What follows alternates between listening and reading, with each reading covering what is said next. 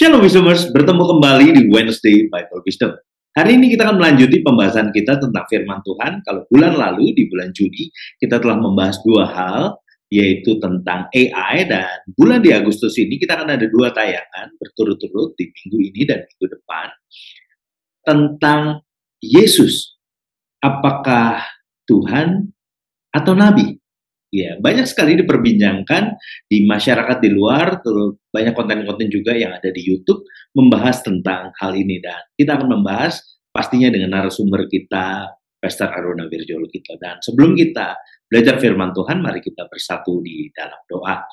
Bapak, kami mengucap syukur hari ini kami diberikan kesempatan untuk belajar lagi tentang firman Tuhan, dan kami tahu ada pesan yang dahsyat yang Tuhan ingin sampaikan kepada kami melalui tayangan ini. Engkau yang berkati terus tayangan ini, berkati terus juga GBI Kebon Siri yang terus Tuhan Yesus Tuhan bisa mengatur untuk semua tayangan ini bisa ada untuk membagi tentang firman Tuhan bagi kami semua, dan kami boleh mempelajari ini dan lebih dekat lagi kepadamu Tuhan Yesus Tuhan. Terima kasih Tuhan. Saya mengucap syukur untuk narasumber, Pastor Aruna Wirjolo kita, Tuhan, Kau yang berkati hamba-Mu dengan kesehatan yang baik, dengan kekuatan yang baik, Tuhan Yesus Tuhan, dengan semua yang baik yang datang dari-Mu, Tuhan Yesus. Tidak ada yang jahat bisa menyentuh hamba-Mu sekeluarga besar, Tuhan. Tidak ada yang jahat bisa mendekat pada keluarga hamba-Mu ini, Tuhan. Terima kasih, Kau yang berkati hamba-Mu ini secara dahsyat.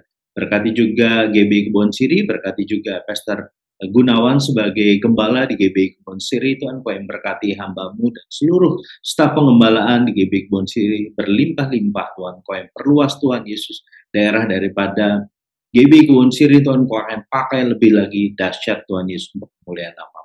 Dan kami semua, Tuhan, kami mengucap syukur untuk semua seluruh tim admin yang ada. Kami mengucap syukur, biarlah segala pujian, hormat, dan kemuliaan kami kembalikan semuanya kepada Tuhan. Dan apapun yang kami lakukan, Tuhan Yesus boleh menyenangkan hati-Mu. Terima kasih Tuhan, kami siap belajar akan firman. Di dalam nama Tuhan Yesus Kristus, haleluya, amin. Wisdomers, selamat belajar. Nah Pak Bro, saya tuh lagi mengamati perkembangan dunia yang ada Pak Bro. Ya tadi kalau kita melihat secara eksternal, dunia menghimpit, anak-anak Tuhan terjepit, kira-kira begitu ya slogannya. Tapi juga ternyata dari dalam, itu ada gangguan juga yang artinya begini, pengenalan akan firman Tuhan yang minim membuat kita bisa terjatuh pada jurang ketidakpercayaan kepada Tuhan. Sekarang tuh lagi rame ya Pak Bro ya, orang tuh karena era keterbukaan dia ngebahas aja, tiba-tiba muncul statement Tuhan Yesus bukan Tuhan, Tuhan Yesus tuh Nabi, dan bilang bahwa Perjanjian Baru, apa yang terjadi di Perjanjian Baru itu semuanya adalah dongeng, hanya cerita belaka gitu. Padahal itu kan menjadi dasar kita yang paling kuat bahwa Perjanjian Baru adalah Tuhan Yesus sebagai Tuhan, kira-kira begitu, Pak. Nah ini kayak gini tuh gimana, Pak? Bahkan ada ayat-ayat yang menceritakan bahwa yang sedikit ambigu kayak Yohanes 1 ayat 1, lalu ada Roma 9 ayat 5 dan segala macamnya itu, Pak. Kira-kira Pak Bro bisa memberikan penjelasan, Pak? Wah, Yesus Tuhan atau Nabi, kira-kira begitu, Pak? Gini. Pertama, Pak Bro nggak hidup di zaman Alkitab tulis. Saya juga nggak hidup di zaman Alkitab tulis. Ya. Kita bisa mengerti firman Tuhan karena ini sudah tertulis dan dicetak terus berabad-abad cetak. Anda harus mengerti cerita ini kan sudah zaman ini kan bebas bicara ya. Ya. Masalahnya tuh begini, kalau ngomong dari sebelah gitu ya, bebas tuh bicaranya. Kalau kita yang ngomong, wah diancam banyak-banyak. Aduh, banyak hal Pak Bro. Saya harus bicara nih Bapak Ibu. Kisah dari Alkitab ini itu diambil. Jadi Bapak Ibu harus mengerti, kita bahas dari depan aja Pak Bro ya, dari depan. Ya Pak. Kita punya Alkitab itu ditulisnya adalah PL dan PB. Ya. PL dan PB. Lalu pertanyaannya, mana dari kitab apa yang masuk sebagai bagian dari PL dan PB? Ada banyak tuh, kisahnya banyak. Kita mengambil dari orang Yahudi. PL itu orang Yahudi sama kita sama, tapi urutannya berbeda Pak Bro. Kalau mereka di awal yang kejadian, ditutup dengan 2 tawarik. Maleaki di tengah, ada di tengah. Maleaki di tengah. Kalau kita kan Maleaki digeser ke belakang. Ya. Dua Taurat di depan. Kalau Yahudi, Alkitab Kejadian, terus Maleaki di sini, Maleaki di sini. Nanti ditutupnya belakang dengan dua Taurat. Itu punya orang Yahudi. Tapi kita Kejadian, yang paling akhirnya Maleaki. Dua Tauratnya di tengah. Kalau buat kita, kisah itu kita terima sebagai sebuah kitab yang diambil. Kenapa sih kita kalau mengambil tuh pakai versinya beda sama Yahudi? Karena kita mengambil 70, LXX, 70. Jadi dari kitab itu diambillah pola kitab kita. Nah, untuk yang PB gimana? Bapak Ibu tahu, dari masa Tuhan Yesus sudah meninggal, hari-hari itu muridnya menulis sebuah tulisan. Tapi tulisan ini kan Bapak Ibu mengerti, sudah dikejar orang, dibunuh, tulisannya yang hilang, ada yang rusak, dan berbagai macam kejadian berikutnya. Nah, kitab PB ini, kok yang masuk kalau di kitab PL kan 39. Kenapa kitab PB cuma 27? Gitu ya. Yang selebihnya kemana? Tulisan-tulisan yang nggak masuk ke sini. Contoh, di Alkitab ada tulisan yang nggak masuk. Ya, gitu. Banyak gitu. Misalnya Korintus. Ada 3 Korintus. 1, 2, dan 3. Yang pertama hilang. Lalu yang kedua menjadi 1, dan ketiga jadi 2. Semuanya bagaimana? Nah, Bapak-bapak gereja sudah membuat daftar mana kitab yang masuk, yang seharusnya masuk sebagai Alkitab. Makanya di Alkitab kita yang PB, Bapak kita bahas yang PB ya. Yang PB kan cerita mengenai, kalau Anda fokuskan Tuhan Yesus sana, Tuhan Yesus berhidup itu dalam Alkitab itu dikatakan, seluruh perbuatan Tuhan Yesus itu, bila ditulis, akan memakan waktu dan buku yang berjilid-jilid dan semuanya banyak sekali. Yohanes tulis itu kan. Tetapi hari ini, penulis hanya menuliskan yang utama. Makanya di kitab PB, kalau saya tanya, kelahiran Tuhan Yesus. Wah, itu singkatnya bukan main. Yang paling banyak nulis itu adalah Lukas. Yang 3 lagi, sedikit banget. Atau tidak menulis sama sekali. Tapi Yohanes, nggak nulis sama sekali.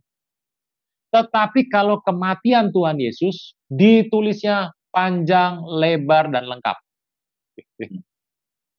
Nah, orang bisa berkata, apa ini berbeda antara Matius, Markus, Lukas, Yohanes, sinoptik kalau kita bilang. Beda tulisannya. Gini, Bapak Ibu. Nomor 1, mana yang Anda percaya? Ini adalah kitab ditulis oleh Bapak-bapak gereja. Dan kita terima yang hari ini Anda pegang ini, yang Anda pegang ini, adalah yang Anda dan saya mengerti bahwa inilah kitab yang diyakini iman oleh Bapak gereja sebagai kitab yang asli. Masalahnya kitab ini, nah ini ceritanya nih, waktu Alkitab kan ada terjemahan nih, ya, terjemahannya yang edisi sekian tahun sekian sama yang tahun sekian beda. Beda ya. Itu tertulisnya bisa ada Galilea sama Judea.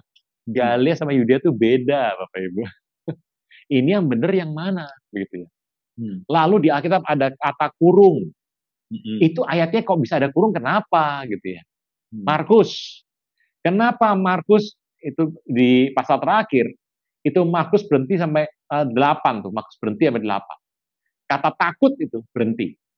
Lalu yang Markus berikutnya itu nggak ada di kitab aslinya, tuh gimana ceritanya? Ini panjang lebar gitu.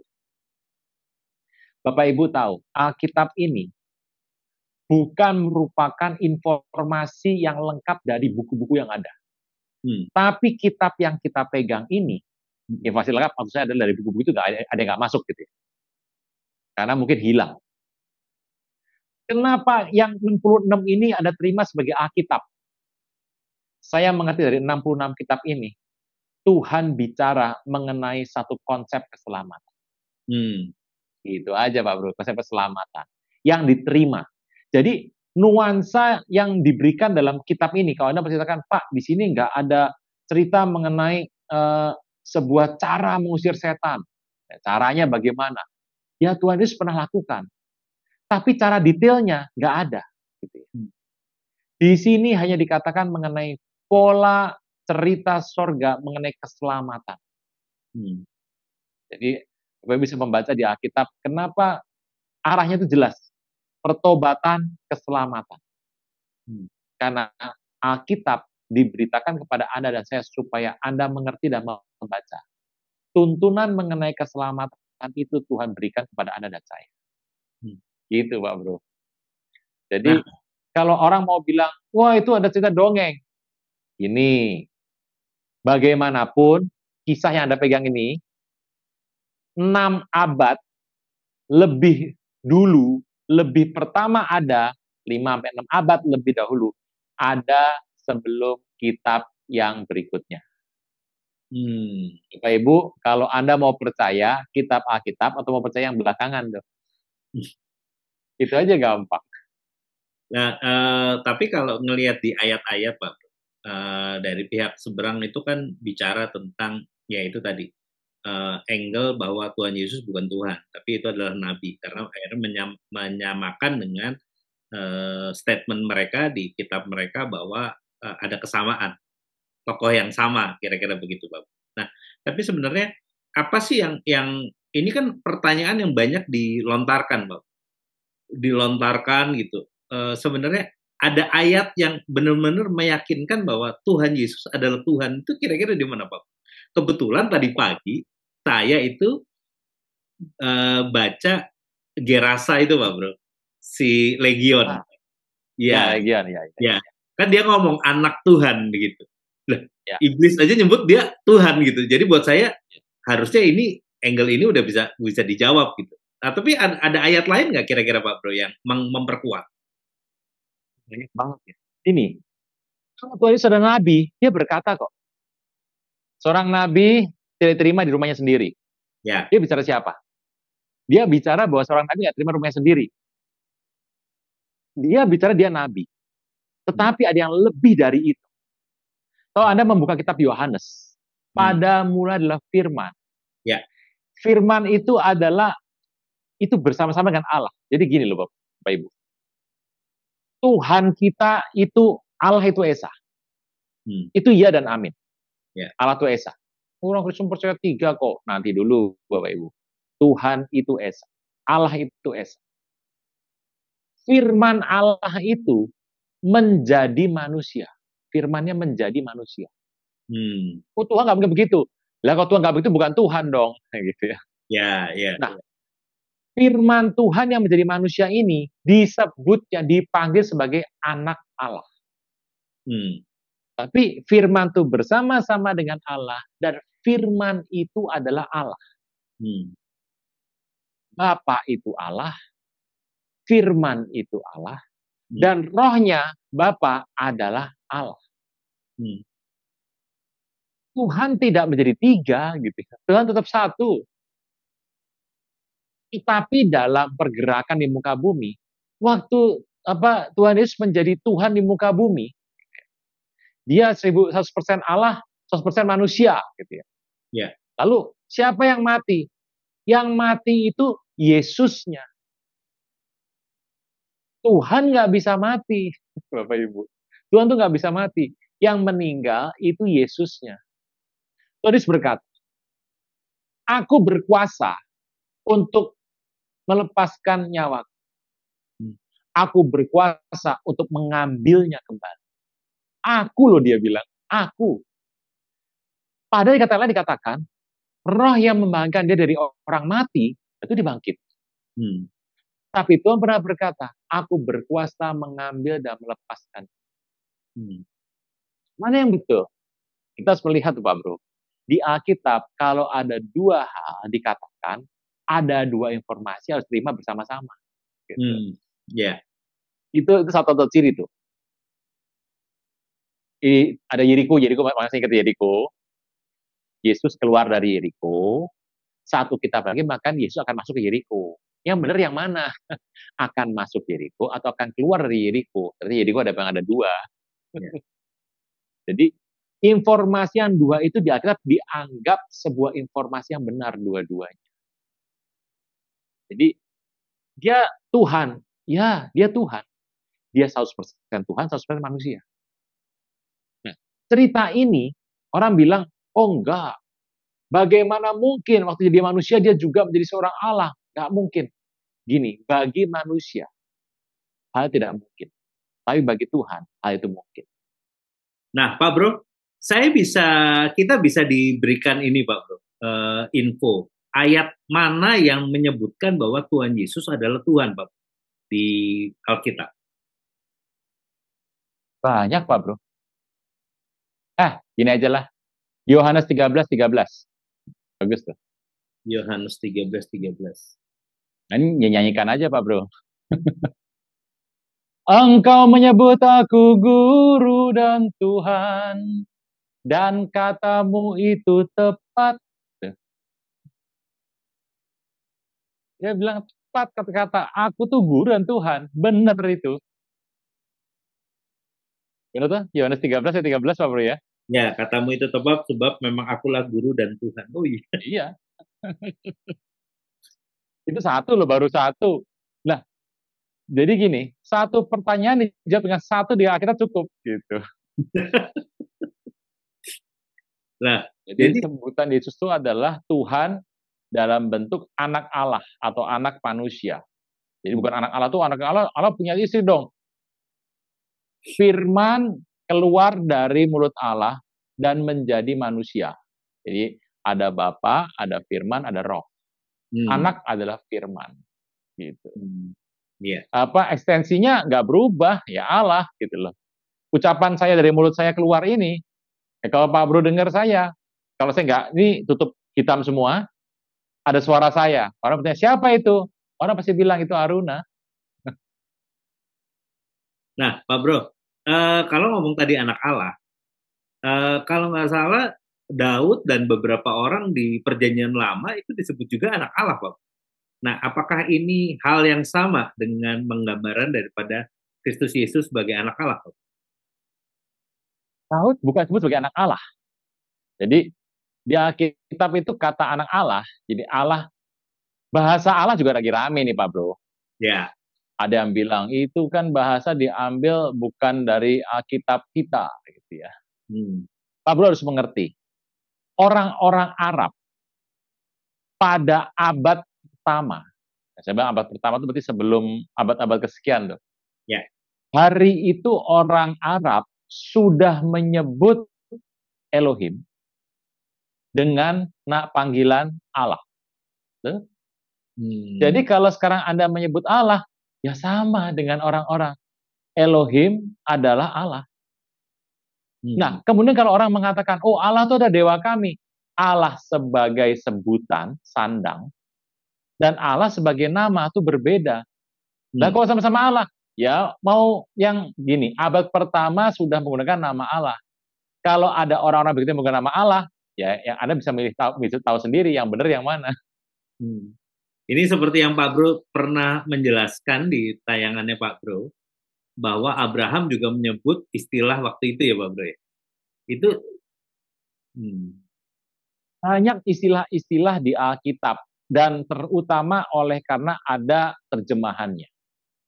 Ada lagi yang punya pandangan bahwa sudahlah kita kembali kepada Elohim. Wah, kembali lagi. Ingat loh Bapak Ibu, Alkitab itu ada bahasa Ibraninya kuno. Paleo Hebrew, kuno. Jadi bahasa yang dipakai bukanlah bahasa Ibrani yang hari ini kalau Anda pergi ke Israel tuh dengan orang Israel bicara, itu masih bukan seperti itu. Walaupun ada dasar kata yang sama, tapi bukan seperti itu yang dikatakan oleh orang-orang di zaman Patriark Abraham, Ishak dan Yakub. Gitu. Jadi penggunaan kata Allah sebagai ganti Elohim itu dianggap benar. Nah, kalau Anda bilang, itu nggak bener lah, orang yang lakukannya masuk neraka. Anda harus berpikir dan bertanya sama diri sendiri, ada berapa juta orang yang masuk neraka oleh karena panggilan yang salah itu. Iya. Jadi itu harus benar. Iya. Termasuk juga nama ya. Ada yang namanya Yohanes. Yohanan itu sebutannya. Jadi sebuah masalah. Matius juga salah, Matias harusnya. Jadi ada salah-salah di situ. Markus, Pak Bro, namanya siapa? Yo, itu kan bagus. Markus itu namanya Yohanan Moshe. Oh Itu iya iya nama iya. aslinya. Loh, Anda mau nyebut itu atau nyebut yang Markus? Gini, Alkitab itu sudah dicatat dalam berbagai macam bahasa. Tujuannya supaya orang bisa memahami. Lah sudah pakai bahasa sendiri aja, belum tuh dibaca tuh. Oh, iya. Nah, ini kemudian disebarkan. Jadi menggunakan dialek masing-masing. Jadi ada orang memanggil dengan nama Allah. Orang Jawa ya Gusti gitu ya. Banyak, jadi sebutan itu disesuaikan gitu. Memang ada kelemahannya, saya tahu ada kelemahannya. Tapi kelemahan di Alkitab ini harus dicari bukan sebagai tanda untuk kita, wah ini salah, ini harus coret, harus dibuang. Bukan. Alkitab itu intinya adalah karya keselamatan Tuhan Yesus. Kan Yohanes sudah bilang toh, kita baca yang Pak Bro.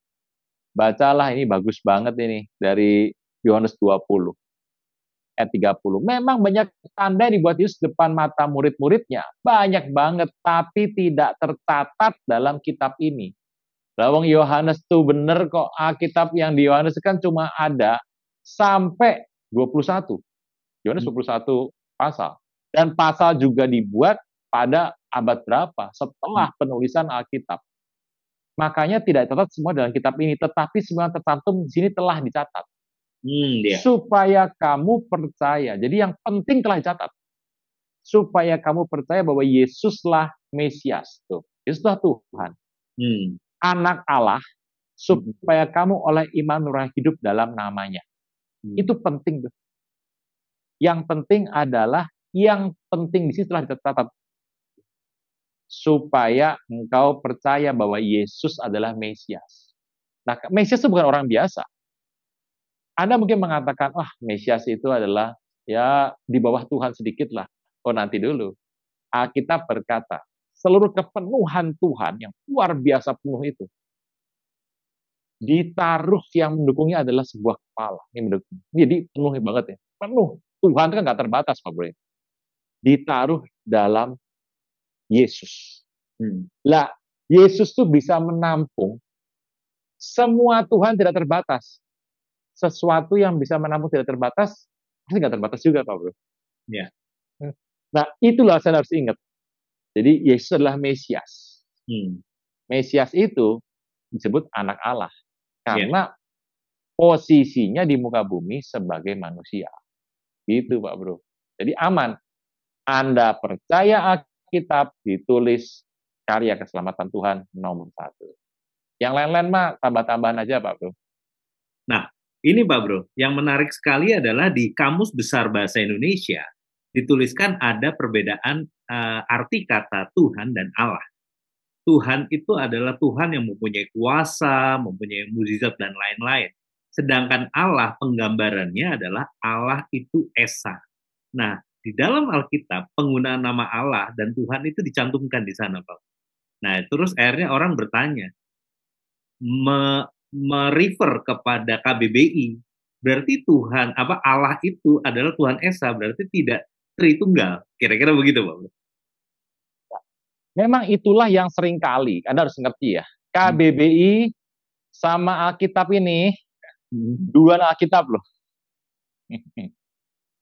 Kalau ditanya, Allah ada berapa? Engkau percaya berapa? Ya satu Allah. Ya. Jadi firman Allah itu Allah bukan dia Allah. Rohnya Allah bukan dia Allah. Gitu. Orang menyebut sebagai Tritunggal. Bapak harus ngerti lah. Tritunggal itu, kata-kata Tritunggal itu ada tertulis di Alkitab secara implisit. Tapi tidak eksplisit ya. Nggak eksplisit tuh. Anda mengerti kata Elohim. Elohim itu jamak loh. Pak Bro tahu ya kata im kalau di Ibrani im itu jamak artinya. Ya. Gitu ya. Seraf tuh, serafim banyak, malaikatnya olahraga terbang banyak gitu ya. Ya. Kerub satu, kerubim banyak. Nah, kalau Elohim gimana? Makanya Alkitab tulis kita mengacu pada keberadaan Tuhan yang luar biasa itu. Nah, untuk orang sekarang mudah mengerti, orang mengenal sebagai Tritunggal. Sebenarnya mau Anda ngomong tunggal tri juga nggak apa-apa kok. Tapi orang Kristen sudah lama, sudah banyak menerima sebagai Tritunggal sebagai sebuah kebenaran. Kebenaran. Ya orang sekarang mau kata apa, ya bebas aja. Mau Tritunggal, tunggal tri, bebas. Karena kata itu tidak pernah implisit, eksplisit itu di Alkitab. Tapi kalau buka Alkitab dari depan sampai belakang, cari kata Tritunggal, nggak pernah ada. Tetapi intinya, di kitab awal dari kitab Kejadian dikatakan bahwa baiklah kita menciptakan, kata kita diambil kata Elohim yang arti jamak dan banyak. Itu di dua arti. Tuhan itu ditulis jamak dan banyak dalam arti dia itu sangat berkuasa. Ada artinya itu Pak Bro. Sangat berkuasa. Tetapi di lain itu, dua kata ini yang pertama sangat berkuasa dan luar biasa sekali mungkin ditulis pakai im. Yang kedua terus dengan im, Elohim menjadi sebuah gabungan. Nah, Tritunggal itu merupakan sebuah konsep keimanan. Iman Bapak Pablo dan saya nih iman. Jadi Tritunggal itu Anda harus terima dengan sebuah iman yang Anda percaya dalam Kristus Yesus. Kristus Yesus ya. Terima dengan kepercayaan. Anda saya percayalah, mau Anda sudah S3, doktor teologi, menjelaskan Tritunggal, kita terbatas menjelaskan. Hanya mentok sampai tingkat tertentu. Udah itu aja. Ini aja orang banyak yang belum percaya. Nah, kesalahan orang zaman sekarang, mereka berusaha untuk menyelihat Tuhan dan percaya sama Tuhan dulu, baru mau terima. Tapi dalam kekristenan, kita terbalik. Kita terima Tuhan dulu, baru nanti pelan-pelan Tuhan buka sama Bapak, Ibu, dan Anda, dan saya semua. Jadi seperti apa? Yaitu pelan-pelan akan dibuka. Nah, cara itu kebodohan bagi orang dunia, Pak Bro. Apa namanya? Kebalikan ya, Pak Bro? Iya, jadi sulit lah gitu. Saya bilang makanya gini, kalau Anda mencari kesalahan di Alkitab, sebetulnya di Alkitab, itu tulisannya benar, tidak ada salahnya. Contohnya Pak Bro apa? Raja-raja, ya, raja-raja ya. Dikatakan di usia 18 tahun gitu, dia menjadi raja. Gitu. Tetapi di kitab yang lain, di terbitan, Alkitab terbitan tahun yang lain, atau Alkitab dalam bahasa yang lain, tertulis dia jadi raja pada usia 8 tahun. 18 sama 8 itu beda 10 tahun loh Pak Bro. Kemana 10 tahunnya hilang? Betul. Nah, Ibu harus mengerti bahwa raja-raja Yahudi itu merupakan sebuah dinasti. Padahal kan kalau ada tahu, Pak Bro kalau tanya dinasti apa sih? Daud, dinasti apa Salomo? Raja-raja itu nggak ada dinastinya, tapi ada raja-raja yang menyembah berhala. Mereka percaya dinasti. Jadi orang ini walaupun usianya udah waktu itu 18 jadi raja, tetapi dia sudah ditetapkan menjadi pengganti pada usia 8 tahun. Walaupun dia baru jadi raja 18 tahun baru jadi raja, tapi ditetapkan sebagai pengganti raja nanti. Nah, sama-sama benar. Jadi porsi itu kalau zaman itu mana boleh seperti itu. Itu yang terjadi oleh raja Yahudi. Anda mau bilang nggak percaya, ya saya mau bilang apa kalau Anda nggak percaya sudah. Jadi dan itu banyak tertulis di raja-raja. Jadi ada yang usianya baru 40 tahun, tapi ada yang usia dari umur 22 tahun. Yang benar yang mana sih? Gitu. Iya betul. Sering ya Pak Bro lihat ya. Saya juga lihat sering kok. Tapi Anda harus mengerti bahwa dua-dua itu benar. Karena bahasa Ibrani itu beda sama bahasa-bahasa asing yang lain loh. Pak Bro pikir kalau bahasa Ibrani itu per kata dibaca per kata ya, salah loh. Per kalimat, per pemahaman. Jadi kalau ini satu dibaca, ini artinya apa, ini artinya apa, ini artinya apa. 3 ini jadi satu arti. Oh salah baca begitu. Bahasa Ibrani sepanjang ini. Lalu artikan segini. Kayak kiasan gitu ya Pak Bro? Bukan kiasan, itu adalah sebuah budaya, ada budayanya. Makanya kalau kita orang Indonesia ya, membaca dalam bahasa Ibrani, kita sudah mengerti nih. Tapi kalau Pak Bro nggak ngerti apa-apa, membaca kitab ini, jadi sulit. Gitu.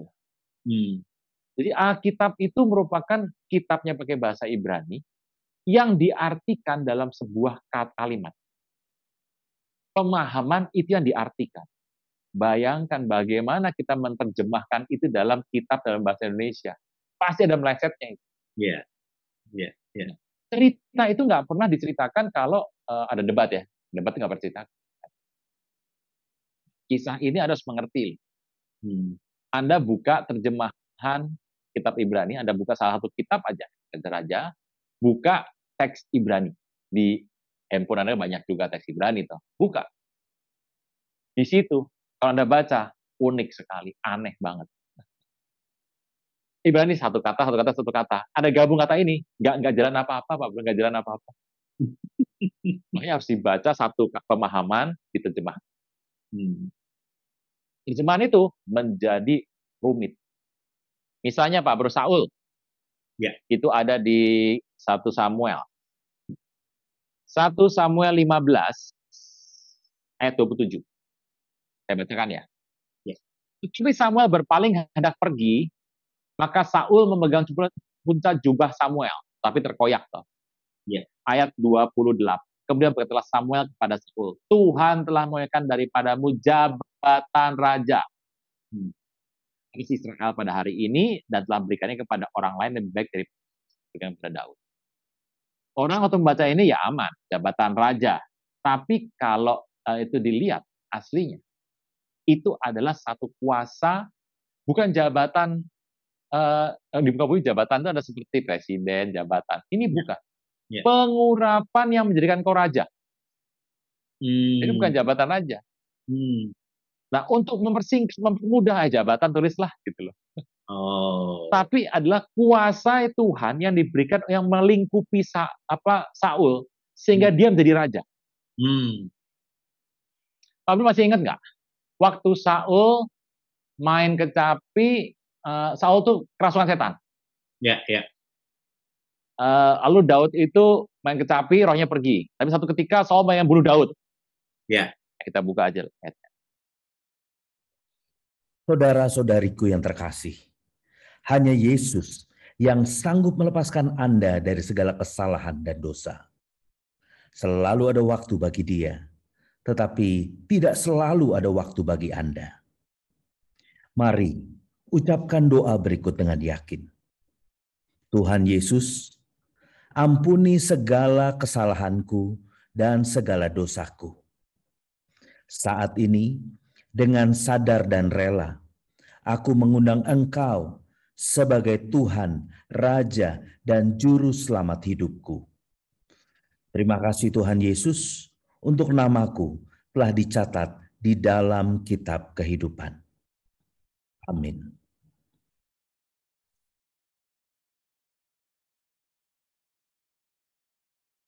JBI Kebon Sirih News Flash. Selamat datang dan senang menyambut kembali Bapak, Ibu, Saudara-saudari di ibadah onsite GBI Kebon Sirih pada hari ini. Ibadah minggu depan pada hari Minggu tanggal 18 Agustus 2024, ibadah akan dimulai pukul 10 pagi. Pesan firman Tuhan akan disampaikan oleh Pastor Daniel W. Pradana. Ibadah Kingdom Teens 18 Agustus 2024 pukul 10 pagi, Special HUT RI. Unity in Diversity. Berbeda-beda tetapi tetap satu dalam Kristus. Untuk teman-teman teens, yuk bergabung dalam ibadah Kingdom Teens. Kita bersama menguatkan dan mengeratkan hubungan di Kingdom Teens. See you next week. Halo semua, ketemu lagi sama Jessie. Kalian ya, bentar lagi akan ada acara 17 Agustus ya. Di Kingdom Kids juga akan ada acara Agustusan di tanggal 18 jam 10 Oke, jangan lupa hadir ya. Ketemu sama Jessie, kita main games sama-sama. Bye-bye. 2024 tahun untuk bangkit jadi teranglah. Menyambut kemerdekaan RI ke-79, Unity 153 mengadakan kegiatan Semarak Kemerdekaan pada tanggal 18 Agustus 2024 bertempat di Taman Proklamasi jam 1 sampai 4 sore. Bagi teman-teman Youth, jangan sampai ketinggalan, ditunggu kehadiranmu ya. Kami mengajak seluruh pelayan jemaat dan jemaat GB Kebon Siri untuk berdoa, menyembah Tuhan dan mendengar pesan firman Tuhan dalam mesbah pagi melalui Zoom meeting setiap hari Rabu dan Sabtu pukul 4:30 pagi. Berikut adalah informasi meeting ID dan passcode Zoom. GB Kebon Siri akan mengadakan kembali pemeriksaan kesehatan yang meliputi pemeriksaan tekanan darah, gula darah, kolesterol, asam urat, dan konsultasi dokter secara gratis pada hari Minggu 25 Agustus 2024 pukul 9 pagi bertempat di Ionis Tower lantai 3. Mari ajak keluarga dan sahabat untuk memeriksakan diri. Bapak atau Ibu dapat mendaftarkan diri kepada Gembala Kul atau pada nomor berikut ini. Bagi jemaat GB Kebon Siri yang membutuhkan pelayanan dukungan doa dan rindu untuk didoakan oleh tim pendoa GB Kebon Siri dapat menghubungi nomor sekretariat berikut ini. Minggu pertama tiap bulan diadakan baptisan air. Bagi jemaat yang belum dibaptis dan rindu memberi diri untuk dibaptis dapat menghubungi Bapak PDP Jafar Tamrin MTH. Persembahan umum, syukur, dan persepuluhan dapat Anda berikan melalui QR Code berikut ini. Scan QR Code yang tertera di layar. Persembahan melalui QR Code tidak dipungut biaya apapun. Persembahan umum persepuluhan diakonia dapat Anda transfer ke nomor rekening berikut ini. Kepada seluruh jemaat GB Kebon Siri, kami menghimbau untuk selalu menjaga kebersihan di sekitar lantai 3, baik ruangan dan koridor. Berikut beberapa hal yang dapat dilakukan untuk menjaga kebersihan sekitar. 1. Makan di ruang sudah disediakan seperti depan lift kargo dan tidak di koridor. 2. Tidak membawa makanan atau minuman ke ruang ibadah.